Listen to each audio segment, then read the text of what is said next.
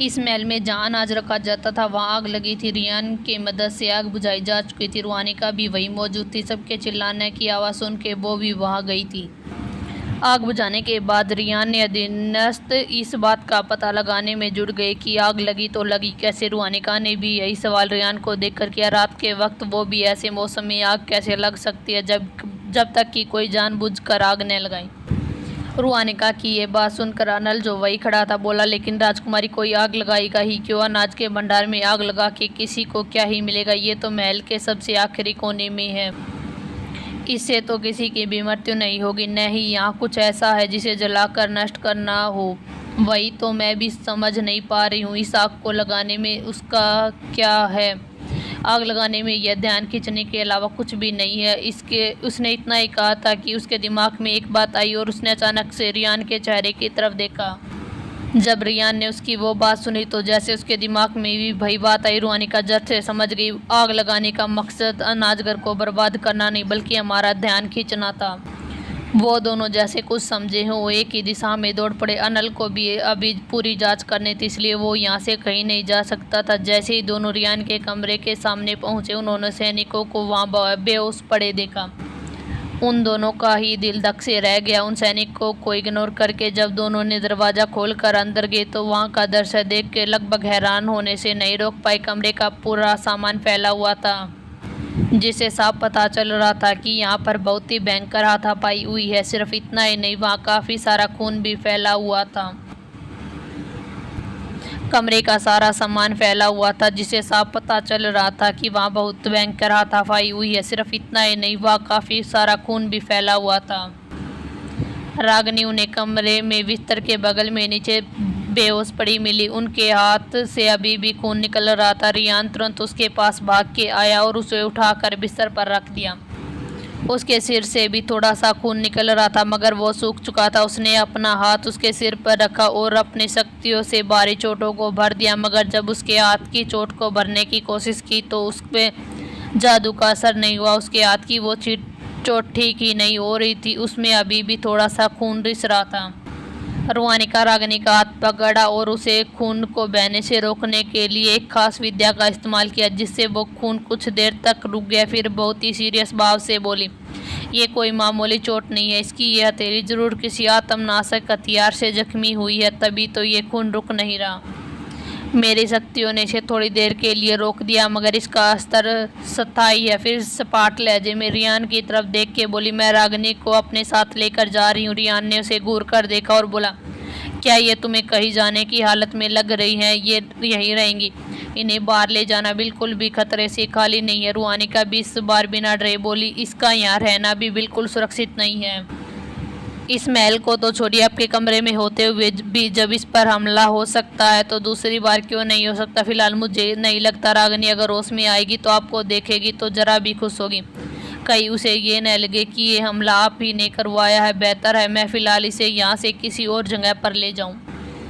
वैसे भी आत्मनाशक हथियार कोई ऐसी बिल्कुल चीज़ नहीं है जिसे अनदेखा किया जा सके। अगर किसी के पास ये है तो वो बेशक ही शक्तिशाली होगा। ये कहते वक्त रूहानिका की आंखों के सामने कुछ दर्दनाक पल के दौर गए जब वो खून से लथपथ अपनी ज़िंदगी को बचाने के लिए एक जंगल में भटक रही थी।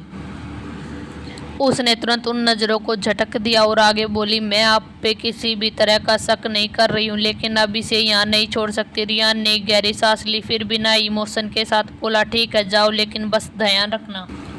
रूहानिका को रियान पर शक नहीं था बल्कि ये शक था कि उसके किसी करीबी ने ही रागिनी पर हमला किया है, क्योंकि रियान के अपने खजाने में भी एक आत्मनाशक तलवार मौजूद थी और उसने खुद देखा था। हालांकि ये बहुत ही बेशकीमती चीज़ है मगर उसे नहीं पता था कि रियान के पास ये कहाँ से आया। वो लड़की जिसने रागिनी पे हमला किया था एक अंधेरे कमरे में आते ही बिस्तर पर गिर गई, फिर अपने कपड़े उतारने लगी। उसे अपने कंधों में बहुत ही ज़्यादा दर्द हो रहा था, इतना कि उसे लग रहा था कि उसका कंधा उसके शरीर से कट कर अलग हो जाएगा। हजारों चींटियों के काटने जितना दर्द उसे एक साथ मौजूद हो रहा था। जब उसने अपनी शक्तियों से इस घाव को भरने की कोशिश की तो वो दंग रह गई। वो ऐसा नहीं कर पा रही थी, खून लगातार गिर रहा था। अगर ये घाव नहीं भरता तो जरूर सबको उस पर शक हो जाता। एक फूलदान उठा के उस लड़की ने अपने कमरे की दीवार पर दे मारा। क्यों पहले वो रागनी और अब ये लड़की उस बदसूरत को तो मामीम भाप भी नहीं देते, मगर ये मामीम इतनी चिंता कैसे कर सकते हैं। मैं तुम्हें मार के ही रहूँगी। आज जिंदा बच गई तो क्या हुआ, तुम्हें मरना ही होगा मामीम, मेरे अलावा किसी के नहीं हो सकते।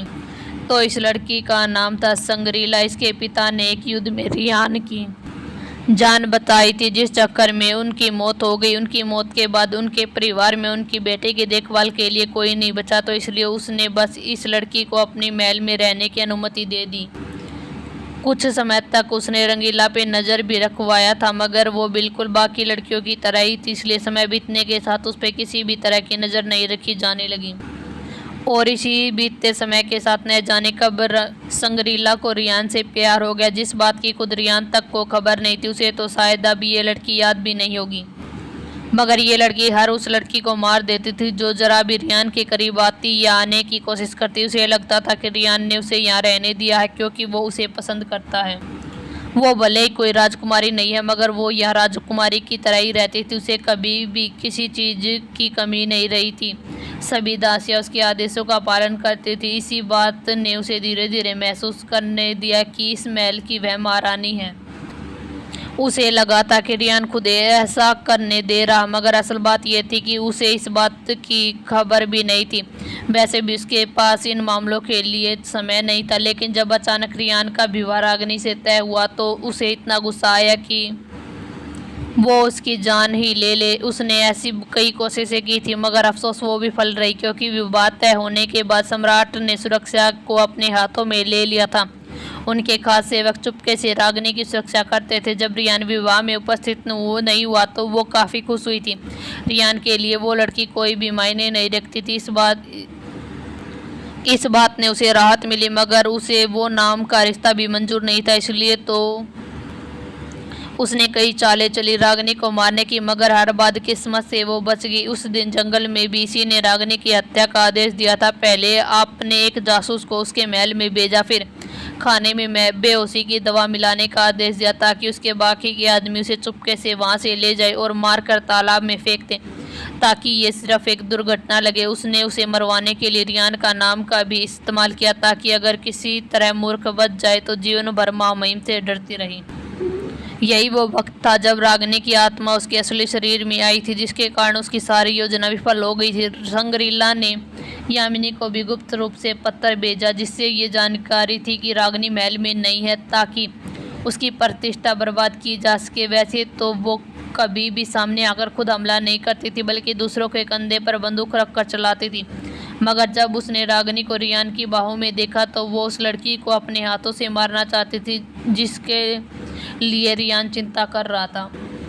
रुवानिगा की दलील को सुनने के बाद भी रियान ने उसे रागनी को ले जाने नहीं दिया, बल्कि बोला, ये मामला तुम मुझे सुलझाने दो। मैं वादा करता हूँ ऐसा कोई हादसा रागनी के साथ इस महल में फिर दोबारा नहीं होगा, और ये मेरी जिम्मेदारी है। जिसने भी ये किया मैं खुद उसे ऐसी सजा दूंगा कि उसकी रूह तक कांप जाए। रुहानिका थोड़े तंच भरे लहजे में बोली, जब आपके नाक के नीचे इतना सब कुछ हो गया तब तो आपको नहीं पता चला, अब आप उसे कैसे पकड़ेंगे? हमारे पास तो कोई सबूत भी नहीं है।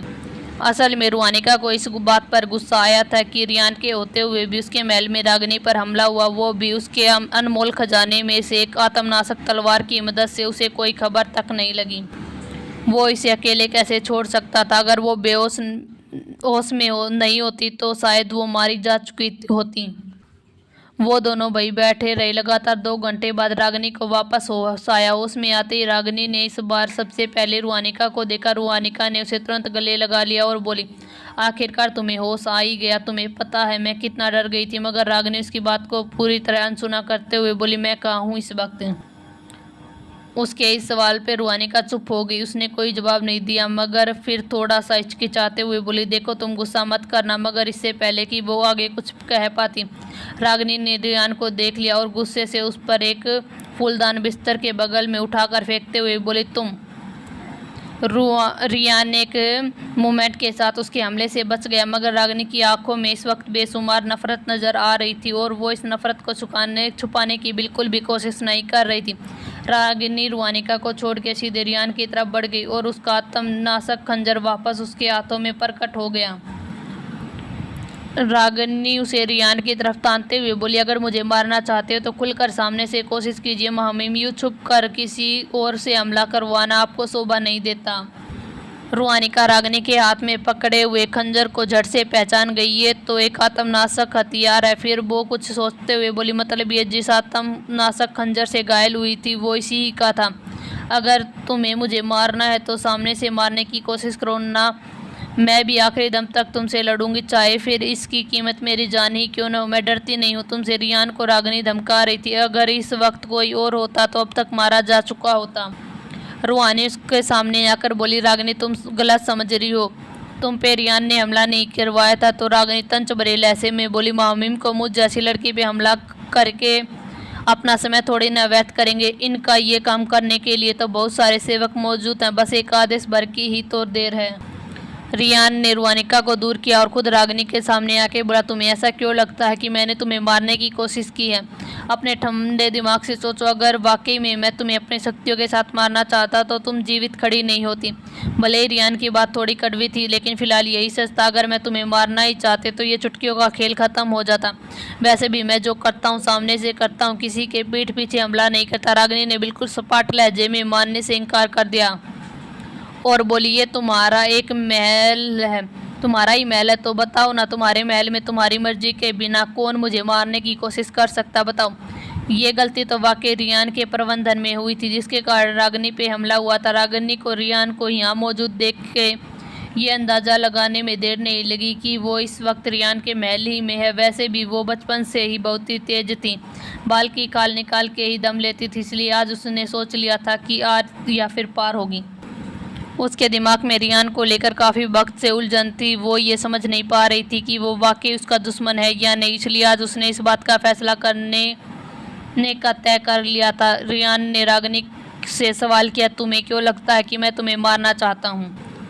रागिनी गुस्से में बोली, भला मुझ जैसी मूर्ख और बदसूरत लड़की को कौन अपनी पत्नी बनाए चाहेगा? और तुम्हारी शादी मुझसे ज़बरदस्ती हुई है तो बेशक तुम मुझे जिंदा ही नहीं देखना चाहोगे, तुम तो चाहोगी कि मैं मर जाऊँ। रागिनी के इस बिना सिर पैर की बात को सुनकर रियान उसे थोड़ा तंग करते हुए लहजे में बोला, मुझे तो तुम कहीं से भी मूर्ख या बदसूरत नहीं लगती, और अगर तुम होती भी तो एक बात जान लो, तुम मेरी पत्नी हो। मैं कभी भी तुम्हें मारने की कोशिश नहीं करता, बल्कि जितना हो सके तुम्हारी रक्षा करता।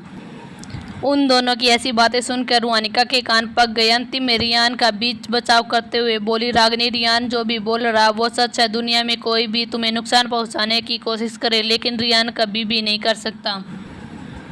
तुम्हारा उससे क्यों विवाह हुआ ये भी बस गिनती भर लोग ही जानते हैं, और भले ही वो तुमसे प्यार करे या न करे, सम्राट के खातिर ही वो तुम्हें मारने की कोशिश नहीं करेगा, क्योंकि ये उसकी शैली है ही नहीं। रागिनी उन दोनों की बातों को पूरी गंभीरता से सुन रही थी, मगर उसके चेहरे पर कोई भाव नजर नहीं आ रहे थे। रियान उसके इस अभिव्यक्ति से के साथ अधीर हो चुका था। उसे समझ नहीं आ रहा था कि रागिनी को उसकी बात पर भरोसा हुआ था या फिर नहीं।